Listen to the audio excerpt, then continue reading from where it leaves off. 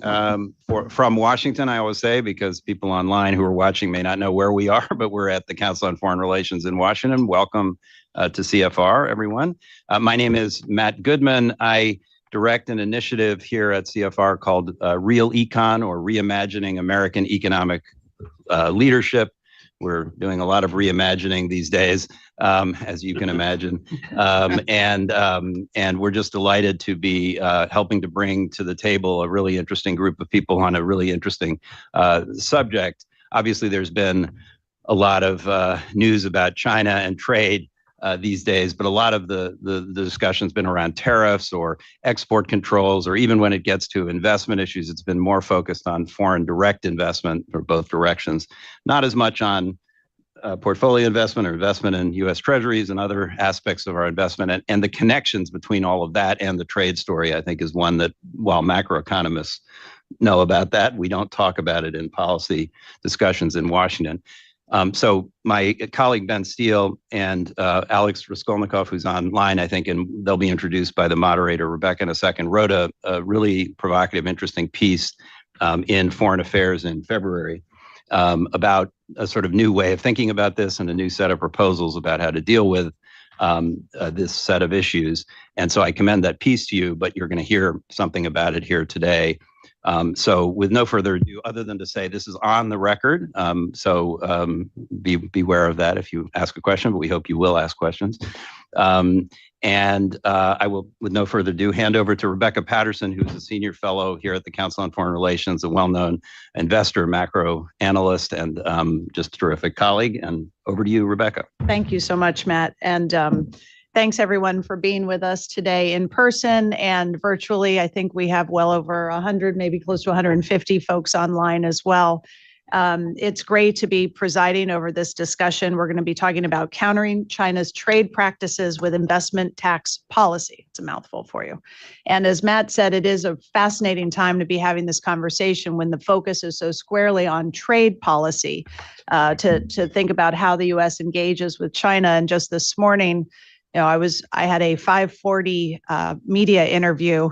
So I've been up for a while already. And the news with China and the U.S. with this trade war changes literally minute by minute. Yesterday, we had President Trump suggesting that he could raise tariffs another 50%, which, if I'm keeping track of the math, would take the tariff rate on China to well over 100%, which is a big number. And then this morning, China said, we're not going to negotiate. They had their national team, so-called state-related entities, in the market supporting their stock market. The currency weakened 1% just overnight. And then President Trump, literally within the last few minutes, suggested that China wants to talk.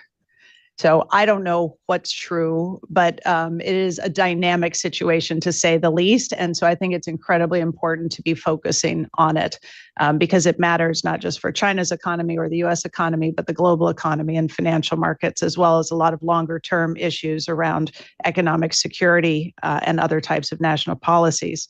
So I am a macro person. I've been a researcher and investor for about 30 years, but I am not a tax expert. So I am extremely happy to have these three wonderful people with me today to have the conversation. Online with us today, we have Alex Raskolnikov. He is the Wilbur Friedman Professor of Tax Law at Columbia Law School, and his research over the last few years has focused primarily on political theory and economic analysis, including, very importantly, taxation. And then also with us to my right immediately, Phil West, really one of the top international tax lawyers in the United States. And importantly for today's conversation, was former tax counsel, international tax counsel at the Treasury Department. So has practiced both private sector, but also within the government. And then, of course, Ben Steele in the middle here with us today, a fellow at the Council on Foreign Relations and Director of International Economics at the Council on Foreign Relations. And he and Alex co-authored the piece in Foreign Affairs that prompted the discussion we're having today. Hopefully most or all of you have had a chance to read that paper, but don't worry if you haven't. We're going to cover all the salient points and then some today. And the idea really is, instead of, or maybe alongside trade policy, is there something to do with international tax policy that could be in the U.S. interest? So that is going to be our focal point. We're going to spend about 30 minutes in conversation, and then we will open it up to folks in the room as well as people virtually for any questions you have. So along the way, jot down your questions. We'll make sure we answer them. Just to echo Matt's point, this is on the record. And let's just get right into it. And before we start getting in the weeds of tax policy, Ben, I'd love for you to set the table for us and just take us back to college Econ 101. We have the current account and the capital account in a country's balance of payments. Trade policy is squarely focused on the current account. Today, we're talking more about the capital account, but how do those two things intersect? How would focusing on the capital account help America? Right. So Alex and I start from the premise that the size, the persistence, and the composition of our trade deficit with China should be a matter of concern and increasing concern, primarily because over time, it's become more and more politically determined. In other words, China is making strategic decisions to elevate certain products to dominate the global trade market. This was much less of a problem back in 2001 when China ceded to the WTO, because its economy today is 1,400% larger. So we do start from the premise that this is something we do need to address, particularly because China is massively subsidizing those entities and sectors that it wants to dominate in sectors. On average, China's industrial subsidies are over 10 times ours. What's different about our paper from traditional approaches to the problem is that, as Rebecca emphasized, we don't treat it as a current account problem that is primarily a trade problem to be dealt with traditional trade tools like tariffs. We treat it as a capital account problem that is primarily an investment problem. The two things go together. When the United States runs a current account deficit with a country, it also runs a capital account surplus. That is, China sells us stuff, gets dollars, invests it back in the United States. And the traditional commentary on that nexus is typically unidirectional, which is, we contend, is completely wrong. That is, China sells us stuff, so it has to invest it in the United States. So the current account determines the capital account. From a macroeconomic perspective, that's not true. The causation goes in both ways. So to the extent that China wants to make investments in the United States, it needs to raise dollars in order to do that. So it has to sell us stuff. So what Alex and I are proposing is significant reform to U.S. tax policy that will eliminate what is in effect a massive subsidy for Chinese investment in the United States.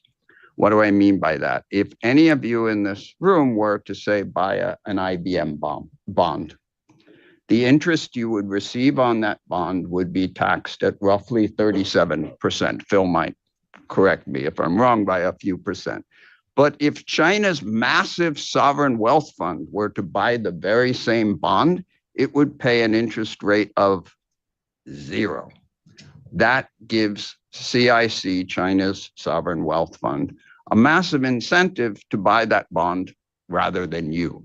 So we are effectively subsidizing China to buy up US assets, which then has to be matched by an increase in Chinese exports to the United States in order to raise those dollars. So this actually increases the impetus for China to dump goods at below cost in US markets. So I'm going to let Alex introduce our tax proposal, but I want to just emphasize from a macroeconomic perspective what I think the four major benefits of our proposal are. First, it will reduce the trade deficit with China. We produce some details in our paper about what we think the magnitude would be. Second, it would neutralize China's current strategy, given the motivation for tariff avoidance, to ship goods to the United States through third countries to avoid the tariff, because the Chinese entity that owns the stuff being sent to us will ultimately be taxed anyway. So this strategy won't work anymore. Third, it will discourage the passing of U.S. assets to Chinese control. Again, right now we're subsidizing that transfer. And finally, unlike tariffs, President Trump insists that foreign countries pay the tariffs when they export to the United States. That's not, in fact, true. With our proposal, the revenue that would be raised would be 100% raised from abroad. That is, U.S. investors would not pay it, but the exporting entities would be paying the tax. Thank you for that. Alex, I want to turn to you just as the co-author of this paper and just to talk a little bit more about the proposal in a bit more detail. And then I want to bring in Philip, who I think has some slightly different views on this. The idea is not new, as you all know and mentioned in your paper. Senator Ron Wyden in 2023 introduced a bill that would take one of the steps that you're proposing that would deny this tax subsidy, this benefit to China. I don't know if it didn't go very far because there wasn't a lot of support or it just wasn't a top priority for that session of Congress. But I wonder if you could talk a little bit, is there support in Congress to do this? What is that first step that Congress would have to take? All right, thank you. So I want to back up a little bit just to say a few things about this subsidy that Ben mentioned, because it may sound very bizarre to people who are not tax lawyers. Like, why would we ever do this? It's not bizarre. It's a part of a reciprocal international tax regime that's been in place for many decades. And has been working fairly well, but it isn't working well anymore for the United States for the reasons that Ben just articulated. The regime remains reciprocal in form, but because of vast disparities between Chinese investment in the United States and U.S. investment in China that have materialized over time, in substance, it's no longer reciprocal, meaning that the benefits that one side gets are not matched by the benefits that the other side gets. So the second thing I want to just emphasize before we get into the weeds is that we're talking about the so-called portfolio investments. We're not talking about Chinese companies buying either US companies or majority stakes in US companies or anything like that. We're talking about fairly small investments as percentage of overall companies' market capitalization or share ownership. It may not be small in dollars, like 1% in investment in Apple is billions of dollars, but as percent of Apple overall, it's a small investment. The third thing that I want to put out there right away is that what we're suggesting is as it often true in tax, is not exactly an easy to grasp, intuitive thing that can be explained in one sentence.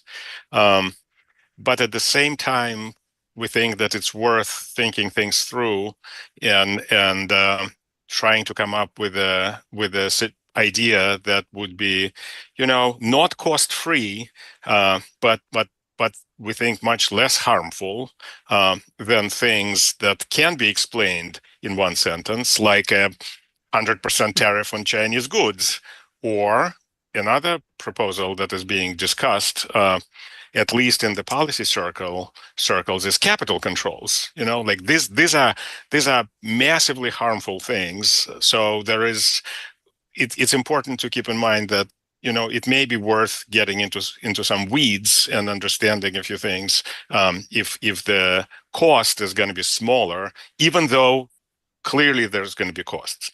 So that's sort of the preamble. Now to our idea. Actually, it is a new idea. So Senator Wyden did propose legislation that hasn't been enacted, but it's only the first step of sort of our plan.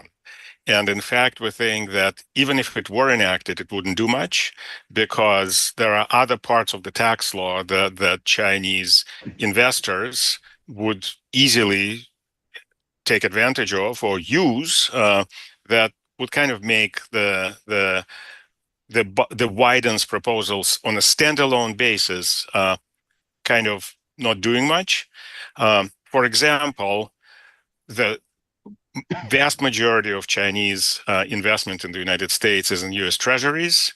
And even if the special rule for Chinese government or sovereign wealth fund that Wyden wanted repealed for China were repealed, that investment would still be tax-free under a different rule in the tax code.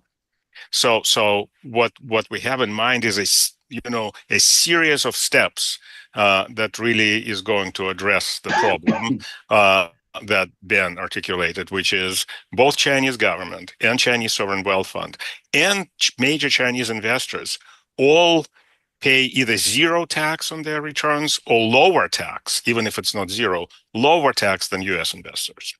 So that's the idea. Great, thanks. As for the possibilities and of the enactment and how things may work in Washington. So Wyden's proposal, it wasn't just aimed at China, it was aimed at Russia, North Korea. So I don't know, I haven't talked to Wyden staffers, but it feels like a politically motivated proposal. What Ben and I are suggesting is economically motivated proposal. And so the support for that proposal would come from different reasons, and possibly from a much broader set of people who perhaps think that that the massive tariffs is sort of the last resort measure, and if there are things that could be less harmful, then it's worth trying. And Ben and I think that what we're suggesting would be less harmful. Great, thank you. And yeah, certainly just in the last few days, we've seen consensus forecasts for the U.S. economy being lowered pretty sharply, earnings per share growth forecasts for U.S. companies being lowered sharply. A number of large investment banks now as their base case calling for a recession in the United States this year on the back of the tariff announcement. So I think there is a general sense among many on Wall Street, if not in Washington, that this could be quite harmful for the U.S. in the short term and perhaps longer. Phil, I want to bring you in on this. As Alex was saying, there's several steps that would have to be taken to make this work. As someone who's followed Chinese capital flows for many years, I know it sounds super exciting. It is to me, but trying to understand if they're buying or selling treasuries and how much is complicated by the fact that often there are different entities used, that the money can move through third parties such as the Caymans or Bahamas, et cetera. How difficult is it to make this work, and just your general reaction to this proposal overall? Sure. Thanks, Rebecca. First, let me say I'm speaking for myself, not my firm or any of its clients. And I'm not here to support any particular or even the concept of measures against China, but I am here to tell you that if we are going to do something, this is not a good way to do it. Okay. It is in the president's proposals, the America First policy proposal that he put out February 21st of this year, suggests terminating or reconsidering our tax treaty with China. But in my opinion, like the president's proposal on tariffs, it's a simple sounding solution that is not necessarily a good idea. And I think I can summarize in 4 reasons why it's not a good idea. First of all, the benefits are speculative. And I can talk a little bit about why that is, although I'm not an economist and I don't have a crystal ball. But I think it's fair to say that the benefits are speculative, especially when we consider that when disinvestment happens, the potential exists for interest rates to go up. So if this has the effect that we want, that there's significant disinvestment, the economists in the room can tell me I'm wrong, but I think there's a risk that we're going to end up paying more in interest proportionate to the disinvestment. The costs are real. So benefits speculative, but the costs are real. It harms America and it harms Americans in ways I'll talk about. It ignores a lot of things. The proposal to terminate our treaty ignores our particular treaty program, how we operate it, how we've operated it for many, many decades. And the proposals, whether it's the Wyden proposal or a proposal to address the portfolio interest exemption that Alex mentioned, they have a long history. Alex talked about the reciprocal nature of the portfolio interest exemption. This means basically if you invest in the United States on a passive basis, not conducting a business here, the residence country, the country where you live, gets the primary right to tax you, not the source country where the income originates. And that's been an international tax norm for many, many years. We can say we're going to change it for this particular kind of interest, for this particular investor, but the circumstances in which we have identified a particular country and singled them out for treatment is very rare. We've done it the 2 occasions that I can recall, and I think they're cited in the paper. We identify countries that participate in a boycott of Israel. It's actually a broader provision, but the main area people focus on is the Israeli boycott. And for a time when South Africa had an apartheid regime, we limited tax benefits related to South Africa. But those are, broad reasons that go to our values and our fundamental interests. And to say we're going to change it because we want to play around with the economics here, there's a reason the Wyden bill wasn't passed. It is a very dramatic measure. Wyden grouped China with Russia, Iran, and North Korea. One of those countries is not like the other, in my opinion. We call, I think that America First policy paper calls China an enemy. I think a lot of people call it a competitor. But I think grouping it with North Korea and Russia and Iran sort of strikes me as strange. And the number of times we've terminated a treaty is worth noting also. In my recollection, we've terminated 2 treaties, and they've both been for tax reasons, not other reasons. We terminated the Malta Treaty temporarily because they weren't exchanging information, and we had suspicions of rampant tax evasion. And we terminated our treaty with Hungary because we also were concerned that the tax provisions were being avoided through the preservation of a treaty that didn't have something called the limitation on benefits provision, which we won't talk about because you'll all go to sleep. But I want to, if I make one point here, here's the point I want to make. It's a bit of a digression, but this whole approach allows us to ignore the major issue here. The major issue here is we need China's investment. And we need China's investment because we need to borrow. And we need to borrow because we fund deficits. And we fund deficits because we don't have the political courage to raise the revenue necessary to support our expenditures. And the one point we can talk about, it's not Elon Musk taking a chainsaw to AID or the IRS, certainly, which is going to lose us money. That's going to reduce expenses. On the revenue side, we don't have the courage to look at a carbon tax. We don't have the courage to look at a consumption tax. There's something, the problem with the consumption tax, you may have heard the old saw, Republicans hate it because it's a new tax, Democrats hate it because it's regressive. And the day we'll get one is when Republicans realize it's regressive and Democrats realize it's a new tax. the consumption tax has a big problem with raising revenue, which is to make it non-regressive, you need to exempt a lot of things, and that hollows out the base. But it is worth talking about. There was a destination-based cash flow tax that got some currency, and maybe that's something worth talking about. But here's the one point I want to make. If you haven't been paying attention to the fact that the Senate passed its reconciliation bill using a current policy baseline, that is the one thing you should come out of this meeting focused on, because if any of our clients took $4 trillion off their P&L by waving a magic wand, they'd be prosecuted and they'd be convicted. But we're letting our Senate do that by saying, let's pretend that extending the 2017 tax cuts has no cost. That is what happened last week.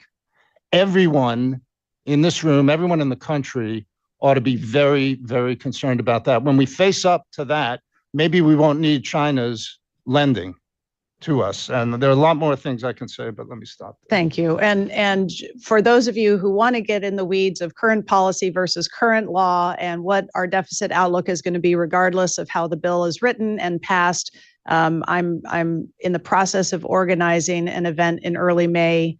I think we have confirmation that former Treasury Secretary Jack Lew is going to join me to have that conversation, and he is a perfect person to do that with. So keep an eye out on CFR invitations for that, because I agree with you, it's a hugely important issue in a lot of ways. Now, China today, if I'm right, owns just under $1 billion worth of U.S. Oh, sorry, a trillion. Excuse me, a trillion. I get my T's and B's. Once you get into those kinds of numbers, just under $1 trillion worth of U.S. Treasuries and government assets, and they're the second largest holder of U.S. government bonds after Japan, and so it is. Them buying less is something we need to think about in terms of how it could flow through to the bond market, push up interest rates possibly, which would affect borrowing costs for households, companies, and obviously, since the U.S. market is the dominant market in the world, it flows through to global economies and markets. So it is an important consideration, absolutely. I do want to give Alex an opportunity to respond to some of these thoughts, because I'm sure you have been thinking about these things as you and Ben have put this paper together. Things like the common reporting standards, things like shell companies, the ways that this money is moving.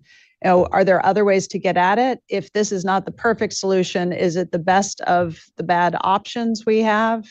What are your responses and thoughts to Phil? And you all joining us today probably didn't appreciate that we'd get to have so much fun debate over this topic, but it's good. It wakes us up in the morning. Alex, exactly. Let me hand Debate it to is you. fun. I actually think Ben is probably a better person to take up the point about the raising interest rates and who buys U.S. Treasuries and what's going to happen when China buys them less, and then I'm going to talk about tax. Okay, go for it. Okay, so three broad responses to Let's make I'm sure sorry, I we're- apologize. Three broad responses to Phil. First of all, he's conflating the budget deficit with the trade deficit. They're two different things. Is there a positive correlation between them? Yeah, a small one, but they are two fundamentally different macroeconomic entities. We shouldn't be mixing them in this discussion. Second, the idea that we shouldn't pursue this policy because it might push up interest rates, in my view, is ridiculous. The only reason you could possibly say that is that you believe that the current account deficit with China should stay at the level it is now or increase. Because anything that you do, whether it's tariffs, trade barriers, taxation, anything that you do that pushes down the current account deficit will push down the capital account surplus. Mm-hmm. So anything that you do that reduces that trade deficit with China is bound to have an impact on interest rates. There is nothing at all unique about our proposal that puts an upward pressure on interest rates. Absolutely nothing. Capital account and current account move together. This is an accounting identity. Third, when Phil says that the benefits of our plan are speculative, no, they're not. They're uncertain. The magnitude is uncertain, but that is completely different from saying that they're speculative. The end of our paper, we do invoke research that has been done linking, for example, withholding taxes with portfolio investment, and we have produced an uncertain estimate of what the impact would be of eliminating this tax subsidy to China and simply using the standard U.S.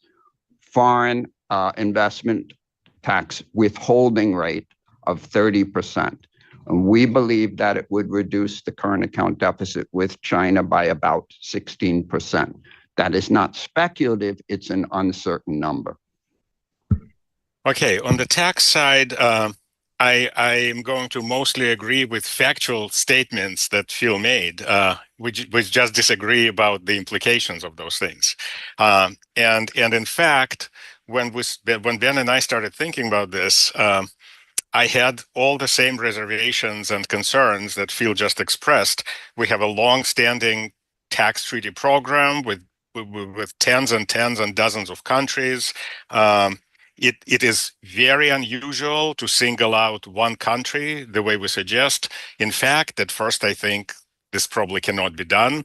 After a while, I realized that it very much can be done. And terminating tax treaties is extremely rare. All true. All of this is true.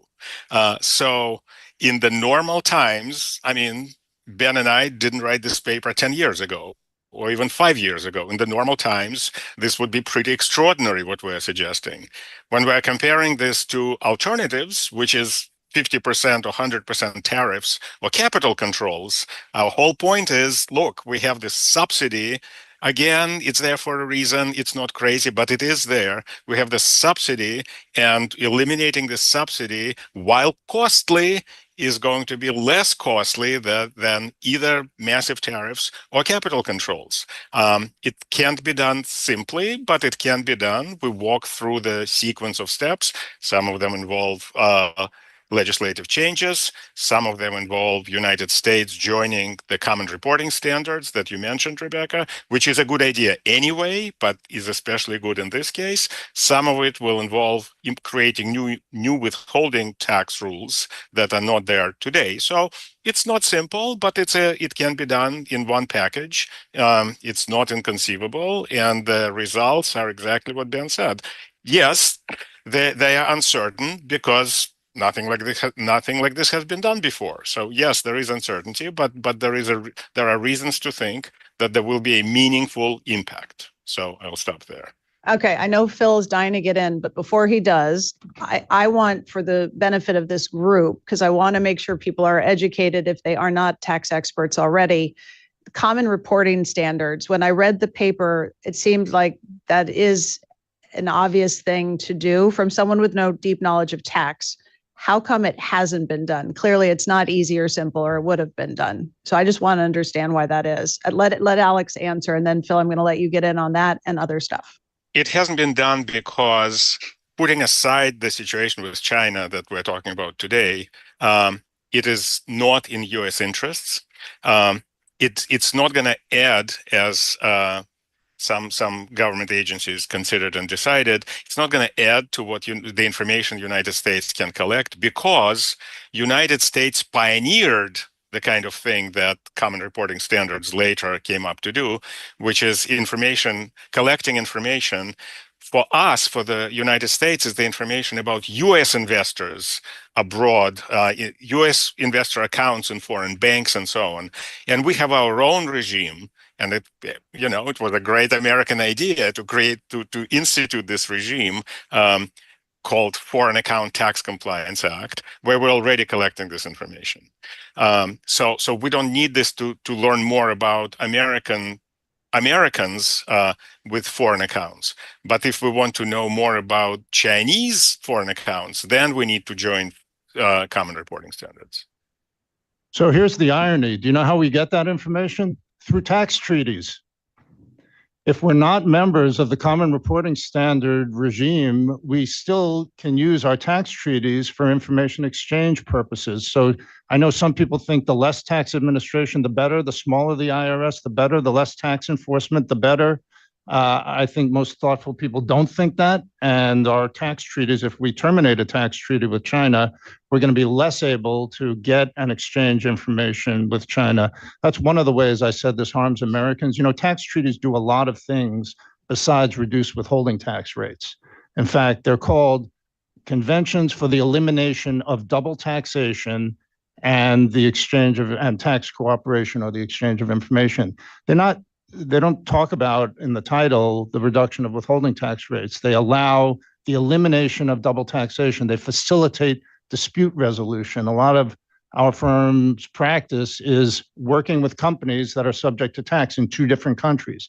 We don't have a tax treaty. There is no mechanism to resolve those claims of double taxation. So it's just one of the many reasons. Look, we talk about tax treaties. We have a very selective tax treaty regime in the United States. Many countries have 100 or more tax treaties. We have 50 or 60 tax treaties. And one reason why we have few is we don't enter into them for political reasons.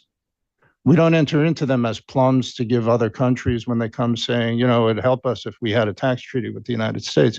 We enter into them when there's a reason, a tax reason, an economic reason relating to investment. So, you could make the case, and I'm not an economist, so I'm not going to debate Ben on the economic points. When the uncertainty becomes zero, I think that's the definition of speculative. And similarly, what they say the definition of a bad tax regime is it's a complex regime that raises little revenue. Complex regime that raises little revenue or doesn't achieve its objectives. What Ben and Alex are describing would be very complicated. Again, there's a reason the Wyden bill didn't pass. You'd need to change the portfolio interest exemption. You'd need to terminate the treaty. You'd need to change the treatment of Alex. How much work have you done on the Hill to try and get legislation done? Because I'm telling you, this is a complicated endeavor, and if it doesn't have a high level of certainty that it's going to move the needle, I would question whether it's worth the candle. One last point: this idea that there's a disconnect between the treatment of Chinese investors and U.S. investors really conflates source and residence taxation. We don't tax foreign investors on a lot of things they do when they invest in the United States. We tax Americans because they are Americans. We don't tax non-Americans on many different things. And to say that Americans pay tax on treasury interest, but Chinese or French or German or UK investors don't, it really mixes apples and oranges. We tax Americans not because they're earning treasury interest, but because they're Americans. And the Chinese investors are subject to tax on this kind of income under Chinese law. So that's the last I'll say. Thank you. I do want to keep an eye on the time because we pride ourselves on sticking to our schedule and getting people back to the rest of their day on time. So I would like to open it up now for questions from the audience, both here in the room and online. Before we get online, is there anything in the room? Yes, please. It's on already. You just have to. Thanks so much for all of this. Phil seemed to illustrate one of the debates you guys are having. Ben and Alex started saying this was a political choice, and then Phil got irritated with lumping China in with Iran, North Korea, and Russia, and threw out two words, enemy, competitor, before our wild last week. Isn't that kind of the debate? Where is China on that? We're a long way from being autarkic from them, but at the same time, we're not quite buddies anymore. Yeah, I agree. I agree with that. And of course, this whole paper is based on the assumption, as we said at the beginning, that we're kind of in a different world than we were 10 years ago. I don't think that Ben and I would say that we have to view China as an enemy to adopt our proposal. They are a competitor and an unfair competitor for the reasons Ben articulated at the very beginning, and so that's what we're dealing with. Of course, it's true that U.S., as Phil said, taxes Americans and foreigners differently in many different ways, but in this particular sense, China does have Chinese investors and their sovereign wealth fund do have an advantage. As I said at the beginning, there's a reason for this regime. But today, given the economic realities, we think there's a reason to rethink it. I also feel I never worked on the Hill. I just like you are going to defer to the economists, I'm going to defer to you on the political feasibility. Although I would, but if we talk about technical complexity, it's there, but it clearly can be solved. So as far as political complexity, again, I think if we look at what happened over the past week, maybe if there are measures that can be less disruptive and massively costly to the world, they will be worth considering. So that's and it's true that treaties are valuable. We're talking about changing the treaty with China. I think we're already, as just was said, we're already not the best friends. So yeah, China is not going to be happy, but they're not happy already. Let me level set with a data point. We did not terminate our treaty with Russia. Yeah, because we imposed, massive, massive sanctions on Russia. That's the reason given for not imposing tariffs on Russia. I understand, but you know who moved to suspend our Russian treaty was Russia. Came to us and said, these provisions. It wasn't the United States. So I just put that out there to illustrate how our treaty program is kind of precious. It's small and we have limited resources.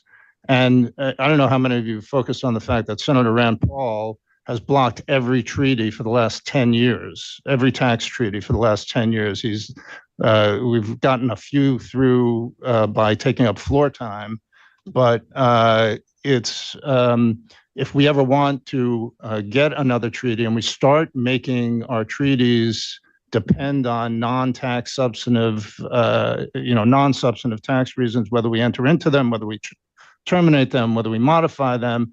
The treaty program is fragile, it's small, and to start tampering with it in an environment in which, one senator can block all action on a treaty, I would urge extreme caution. Honestly, this is why I'm excited we have this group here today, because as we're seeing with the tariffs and the trade war that's quickly developing, none of this is cost-free. None of this is easy. There is no free lunch in policy or economics. And so understanding the pros and cons of all these ideas, I think, is a good use of time to figure out at the end of the day, what's going to get us the most benefit with the least cost. Maybe neither of these are it, but I think we're at a moment in time where we should be deeply thinking about all of them. I want to keep an eye on the clock. I think we have a question from online, if I can. Yes, we will take a virtual question from Arthur Krober. Hi there. Thank you very much for this very interesting discussion. So I have to say that I find, as someone who's been studying the Chinese economy for many years, I find this proposal a very strange one on a couple of grounds. So first of all, it's very clear that China has a lot of explicit policies to subsidize manufacturing, essentially create surpluses. They do not have any kind of desire to accumulate U.S. assets in the form of treasury bills as a policy objective. So I do think that the causality there is very, very clear, that China has a pretty mercantilist trade and industrial policy, and that's what leads to the accumulation of these international assets. The other thing is that they've been doing a lot over the last decade to diversify away from U.S. treasuries into things like Belt and Road investments and so forth. So I think the causality there is pretty clear. The other thing is that, as most economists will tell you, bilateral trade deficits are really not something that you can meaningfully adjust, right? The reason that the U.S. has a trade deficit is because it spends more than it saves. And a lot of this happens to be expressed through China's surplus with the U.S. But if you try to do things to squeeze the deficit with China without dealing with the underlying savings investment balance, all that's going to happen is that is going to show up somewhere else in your trade account. And what we've seen from the last trade war is that tariffs on China have just resulted in a lot of trade diversion through other countries. China runs a very large trade surplus. Their accumulation of treasuries is not a function of their surplus with the US. It's a function of their global surplus. So I guess the question is, in what way would you actually see that this proposal would significantly affect China's underlying behavior in terms of their industrial policy and the things that they do to create these trade surpluses? And on the other side, how would this materially affect the US savings investment balance, which is the ultimate cause of the US deficits globally, not just with China? Ben, do you want to take a stab? Yeah, the idea that our deficits are entirely constituted by spending more than we save gets a lot of this cause and effect backwards. Since the US dollar is the world's leading international currency, countries, in order to accumulate dollars, have to buy up debt assets. The United States has to produce those debt assets. So we have to run a current account deficit with the world as a whole in order to supply the world with the dollars that it is demanding. So it's not just the fact that we are all spendthrifts in the United States. The world is demanding our debt. With regard to China's holdings of US securities, they're not just treasury securities. China's portfolio investment in the United States amounts to $1.87 trillion. Thank you. And only about half of that is treasury securities. So these are significant holdings. I don't particularly care about what China does on the industrial subsidy side because we can't control it, but we can influence the incentives, the monetary incentives China has to do this. If they're not going to receive a tax subsidy from the United States for investment in this country, they have a lot less monetary incentive to dump goods here because the dollars are of less use to them. But then to Arthur's point, if they can just get around that by selling subsidized goods through other countries or to other countries, whether that's in Southeast Asia, Europe, somewhere else, and at the end of the day, that still results in them pulling in treasuries or other US assets, primarily because a lot of these goods are traded and invoiced in dollars. Don't we still have somewhat of the same problem? To the extent that that's true, right? Then our proposal works because we give China less of an incentive to accumulate dollars, however they accumulate dollars. So what we're talking about, again, I want to emphasize, is eliminating a subsidy for Chinese exports that we are providing. We're right to condemn China's mass subsidies for their dumping goods abroad, but we can't control that. What we can control is our own subsidies for Chinese exports. Okay, I see we have two more questions. Phil, you wanted to get in briefly. Super quickly, to view this as a subsidy, just for a frame of reference, remember, as a pragmatic matter for negotiating purposes, we have a statutory 30% rate. Very few people pay that rate on anything. And so to say that this is a subsidy to China, this is the norm, this is the baseline, and we would be increasing, and I know economists talk about incentives, but just for a frame of reference, it's not like, oh, they're getting a special subsidy. This is the norm and the baseline that everyone basically pays zero on passive investment. All foreign portfolio investment. But that norm became a particular problem with China. That's the whole point here. Right. Given the size of the bilateral imbalance. Imbalance, exactly. Right. Okay. All right. Rafael, you had a question, and then we'll get you, Kyle. Yeah. So I have just a quick point and a question.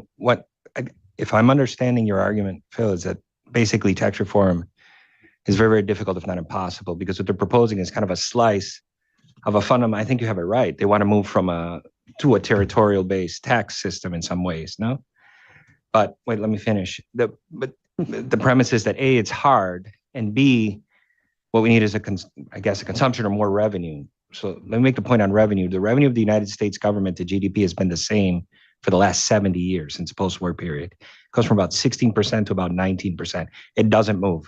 And that's across widely different marginal tax regimes. So what you're actually talking about is a fundamental tax reform. And then what you're saying is that it's almost impossible to do this, which is discouraging, because probably we need it, and probably the United States should be viewed not as a country, but as a continent with 50 sovereigns underneath.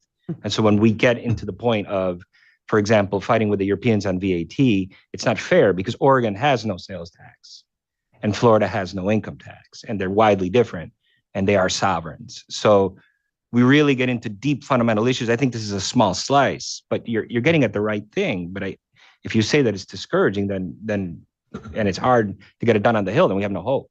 Well, I don't have a crystal ball, but I do have a rear view mirror. And my rear view mirror tells me, you just said the revenue hasn't moved. I don't see any profiles that are encouraging up on the Hill. I appreciate the point on the 50 sovereigns and the disparities between the states on revenue collection and how we have to figure out how to make all that work on a federal level in Congress with something like this. I think it's a point well taken. Yeah, the only other thing on the sales taxes, the EU consumption taxes, for example, their residents are subject to those, just like, on a destination base, our sales into the EU are subject to them. So it's not like there's some disparity there. Kyle, and then we'll go back online if there are others online. Your paper estimates between $500 to $800 billion in Chinese disinvestment if the proposal is realized. Is your view that that's an orderly drawdown, principally through non-reinvestment? Are there any risks of disorderly drawdown? I'm happy to kick that one off. When I first read this paper, I grabbed Ben and I said, what? Because my immediate thought was if this was well understood, and if there was a sense that the reaction function, or at least the perceived reaction function, could be a major change in the amount China is buying, it means that the U.S. would have to find other buyers of treasuries and whatever other U.S. denominated assets, and would they be equally insensitive to the yield or price, or would we end up having to pay a higher yield to get that bond supply purchased? And so my fear is that you could have a quote unquote Liz Truss moment on the back of a policy, even if it's not passed, if it's just being seriously pursued. I think, speaking with Ben and a little bit with Alex, my sense is they're not, and I don't want to put words in your mouth, I'd like you to jump in. This isn't something necessarily being proposed at this moment in time, which is probably a good thing, like today, given what we're doing with the budget deficit, but it is an idea to throw on the table when we think about the alternatives and we're thinking about the pros and cons of each. Is this one that might have fewer cons versus others, and maybe some pretty significant pros, albeit estimated, not proven? Yeah. But I hear you. I think in the current environment, it could be a risk, and I would put that in my cost benefit analysis, that this would be a risk one would have to think through carefully. We not only didn't write this paper in the current environment, and we're certainly not endorsing the current environment. We wrote it before the election. Mm-hmm. Okay, so that was a very different political environment.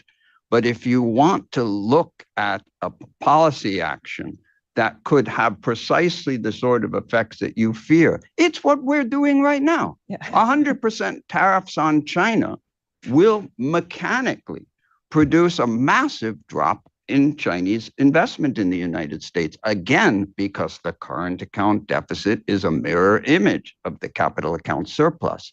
So there's nothing unique about our proposal that pushes up interest rates. What the president is doing right now, if he goes forward with it, will have that effect on steroids.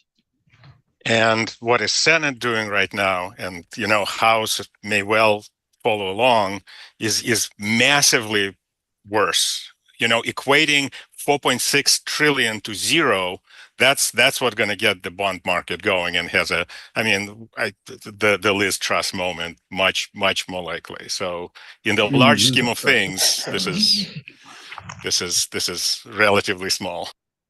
And I want to make sure, because we do have time if there's another question, but I almost feel like that's a beautiful place to end because the panel agrees on that, I believe, that in the current environment that, basically disregarding the Congressional Budget Office scoring process, choosing current policy instead of current law, it might look better on paper in terms of what Congress says this bill will do to our deficit, but the reality is we will still be issuing a greater amount of debt.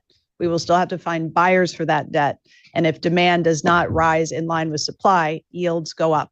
That's just how the math works. So I think we all agree on that point that this is something people should watch carefully and it poses a risk. But as much as I'd like to end on a happy kumbaya note, we have 2 minutes. So I just wanted to make sure I didn't see any placards up. Oh, yes, please. Hi, Ellis Bernstein. So the USTR just put out a long report explaining unfair trade practices from almost every country, all of them that are penguins, I believe. And so that makes me wonder, why apply this just to China? Why not? How did you decide just China and a couple others, I believe, and why not do it across the board? Well, I'll jump in on that one because the size, persistence, the trajectory, and the composition of the deficit with China is literally unique. And increasingly, as I said at the outset, it is being determined on purely political grounds. I mean, the WTO, like the GATT before it, was initiated to integrate market economies. It was not created to accommodate a massive state-controlled entity like China. So we single out China not because we consider it inherently to be an adversary of the United States, but simply because of the enormity of the economic problem that's being created, given the nature of our current trading relationship with China. Interestingly, that's not what Senator Wyden, how he chose. But that was different. Yes, right. exactly. This is not what Senator Wyden, we are not trying to do what Senator Wyden was trying to do. And, I mentioned it before. This is a proposal political. About economics. It's not about politics. Yeah. No, it's good to clarify that. With that, I would like to thank all of you for joining in today online and here in person in Washington, D.C. I'd like to thank very much all of my panelists, Phil, Ben, and Alex, making time in between his courses up at Columbia. Thank you very, very much. Your students are lucky to have you.